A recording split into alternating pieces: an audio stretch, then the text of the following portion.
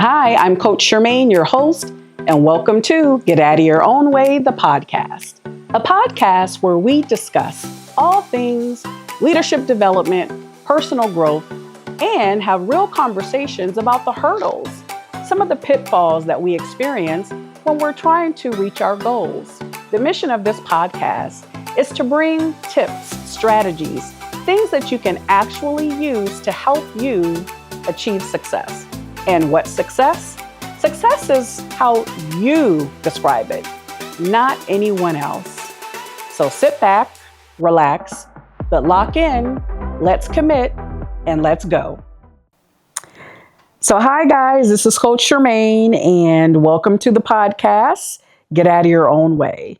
And in this series, we are discussing personal growth plans because yes, it's the end of the year and we pull together our New Year's resolutions, but do we really achieve those New Year's resolutions? And so we're talking about the importance of having a personal growth plan and some of the pitfalls that occur that keep us from achieving the success that we'd like to see. And so the reason that this podcast is called Get Out of Your Own Way is all of us have heard that term. Oh my gosh, you could be what you want to be. You could just achieve amazing things if you could just get out of your own way. Or some of us are athletes and, we've got a mental block. We've got some type of a limiting belief. And, you could hear your coaches that, oh my gosh, he'd be amazing if he'd just get out of his own way. Or some of us are leaders. We're in leadership and we're leading teams and our boss wants us to achieve certain things and they see amazing characteristics in you, but you just need to get out of your own way. So back to the personal growth plan. Again, it's the end of the year. 2024 is wrapping up and I really want my listeners, who I like to call goal crushers, I want you guys to crush your goals for 2025. So it's extremely important that you invest in yourself, one, and you take the time to create a personal growth plan.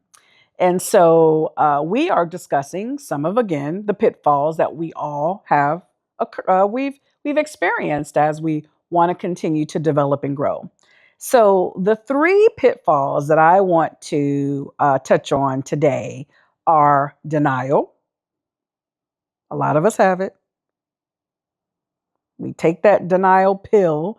We don't think that we need to level up. There's nothing more that I need to do. I'm good as I am.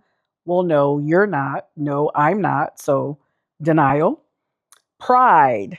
Having excessive self-confidence. Again, I'm good. I don't need to change. I'm Mrs. Perfect. I'm Mr. Perfect. Nope, you're not. Nope, I'm not. And so oftentimes that confidence keeps us from moving forward. And lastly, defensiveness. Some of us react negatively to criticism and blocking out that constructive feedback. So I want to make sure that we can have a conversation about those three things because they're extremely important. And there are many pitfalls that come into play when we're attempting to achieve our goals. And so it's important that my goal crushers, my listeners walk away with some tools, some things to think about so that you can wrap up 2024 in an amazing way and crush your 2025 goals. So again, personal growth, you got to take the time to invest in you. Take the time to actually sit down, reflect on this year, and really think about what you'd like to achieve in 2025. If you've got an idea, there's something that you want to achieve, it's in you for a reason. And I'm a believer that we all have God-given talents, and we're also given big dreams that we'd like to achieve. And so I say, listen, ideas are good, but execution is better. And so this is all about executing. So let's talk a little bit more about denial. Ignoring the need for change or downplaying personal shortcomings. We all have them. I have them. You're not perfect. And it's so important that we try not to be perfect. So embrace those perfect imperfections, because once you embrace them, then there's no reason for you to deny them. So don't downplay your personal shortcomings. All of us have people in our lives that we trust, that, we want to talk to. And if they give us some criticism or if they give us some feedback, we know that it's coming from a good place. So don't downplay your shortcomings. Think about it as everyone has them, and there's no reason to look past them because they're there for a reason. And shortcomings should be a catalyst to us learning how to overcome them. So, denial, don't ignore the need for change because we all have it. Pride, excessive self confidence. Okay, so let's get real. We all know those people that think that they have it all together, that they are just a bomb.com. Well, you're not, I'm not, they're not. The way that we overcome excessive self confidence is to be open to feedback. And I know vulnerability is something that is extremely hard for us to not only be, but even to think about. Even the word vulnerability, we're like, oh my gosh, it's like sappy, right? Like, oh, do I have to be vulnerable? Yes, because the only way that you're going to continue to grow and that you can get over that pride, that excessive confidence that I call it, is to be open enough to hear from the people that really do have feedback for you. That's good feedback, not the haters. We all have those in our lives. We're sitting here and we can think about the people that always have something to say. Now, granted, some of those people, maybe they have experience in an area that you're trying to become better in, right? Let's say, for instance, real estate. You're wanting to be the best real estate agent that you can possibly be. And you have someone in your family that's also a real estate agent. And they've been an agent for a long time. So when they have things to say, advice to give, you want to listen. But if they're messy, if they're a hater. And if that's the case, you have your own filter and you take from them what's going to work for you. So again, be vulnerable. Be vulnerable to the people that you honestly feel are there to help you. We talk about filters. I kind of moved on from that filter point a little too fast. So we talk about filters and what we say, but we should be filtering what we allow to come into us.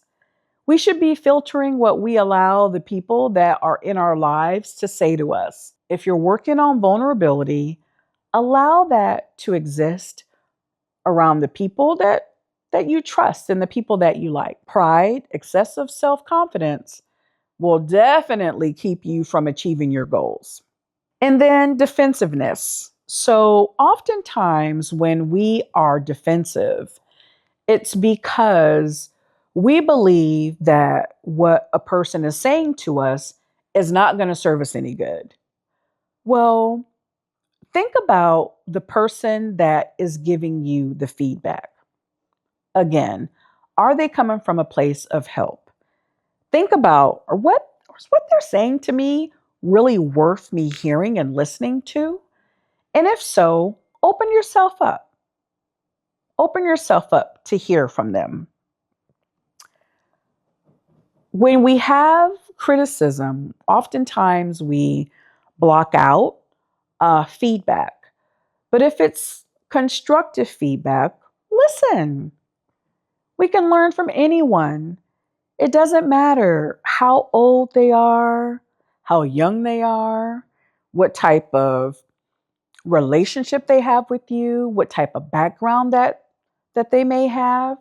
Don't be so full of yourself that the moment that you receive feedback or criticism, you want to shut down. And so when you think about those things, pride, having excessive self confidence, being defensive, denial, and ignoring your shortcomings, those are all hurdles that lead us down that path, that journey to self development. And relish in the fact that you're not alone. Misery really does love company. We hear that all the time, but you don't want to put yourself in a position that you are commiserating with individuals, right? This podcast is about getting out of your own way.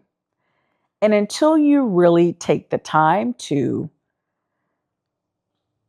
take that look in the mirror, and I actually like to call it a selfie. And some of those folks that have been on my teams over the past couple of years know what taking a selfie is. And sometimes I will say, dang, do I need to take a selfie? Well, taking a selfie, for those of you that are listening, I've got my air quotes around taking a selfie. Taking a selfie, in my opinion, is the new age term for taking a look in the mirror. And so when you think about leveling up, when you think about continuing to grow and working on your development plan, you got to take a selfie. What is it that you see that you would like to improve on? And that's what self-development is all about. Doesn't matter if you're an athlete. Doesn't matter if you're an executive. Doesn't matter if you're an entrepreneur. Those three folks, what I call high performers. And so in my practice, I like to use neuro-linguistic programming as a methodology to my coaching. Coaching, for those of you that, is this your first time listening to me, coaching is rooted in positive psychology. It's not about going back, oh my gosh, I'm talking to my therapist and he wants to talk about my childhood and what happened and some of the trauma. Of course, all those things happen. And don't get me wrong, I'm not minimizing that at all. But in coaching, it's about where you are now. Where are you today? And where do you want to be in the future? And having someone in your circle that can pose as an accountability partner, they are going to bridge in the gap of where you are now and where you want to be. And so, again, defensiveness, oh my goodness, we've all been in a room or in a conversation with someone who you really want to get your point across to them, but you can't. They can't hear you because they're so in tuned on being defensive. And we've all been there. I've been there. And we have to really take the time to let that guard down. And it's not easy, but growing and leveling up is not easy. If it were, everyone would be achieving their goals. So in the new year, again, 2024, looking into 2025 and what you want to achieve, denial, over self-confidence, all of those things, that'll definitely keep you from achieving your goals. In our new year, and really thinking about our growth plan, and I pose the question to you, well, Coach Charmaine, how do I know where I want to be? What should I be striving for, right? Really take the time to self-reflect. And I know we hear self-reflection all the time. Well, what does that mean? Are you okay with being alone with your own thoughts? What do your thoughts tell you? We have goals, aspirations. Everyone has them. So how do I get to where I want to be? Well, Take the time to be with yourself and your thoughts. You all know exactly what you want to achieve. Well, you want to make sure that you get your thoughts on paper. I was just saying this to my mom the other day, or I was talking to her about the things that I needed to achieve, and they're all up in my head, right? And I'm like, okay, let me take the time, get it out of my head, and put it on paper. You have no idea the amount of thoughts that come through your head in just 1 minute. Hundreds of thoughts come to us throughout the day. So, what's next is putting it on paper. Your growth plan should cover all facets of your life: personal, professional, spiritual, and financial. And some of you that don't have a spiritual outtake on life, think about your environment, your home. Take all of those things and you create that growth plan and you put it on paper. So, how do I get to where I want to be? So, for me, for instance, it took me 8 years to sit in this seat. It took me 8 years to really go after my dream and goal of working in my own coaching practice.